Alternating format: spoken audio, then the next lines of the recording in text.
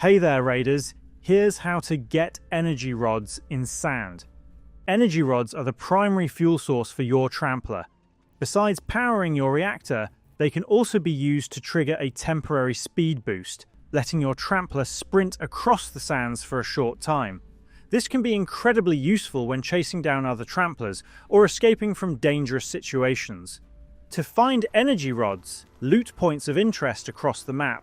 While they can spawn almost anywhere, you'll have much better luck searching major named locations such as towns and forts.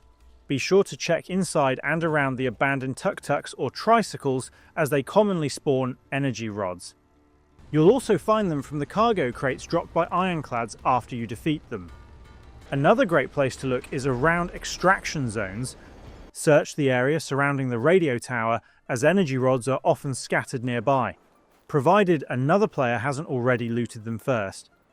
If you'd rather buy them instead of scavenging, you can unlock them in the item shop through the tech tree. From the main lobby, head to the tech tree and proceed to Godlewski's branch to unlock the energy rod shop upgrade. It costs 1,500 crowns, 15 weird corals, and 150 coral chunks. Once unlocked, energy rods will become permanently available in the item shop for 125 crowns each, giving you a reliable way to keep your trampler fueled before every expedition. And that's all of it.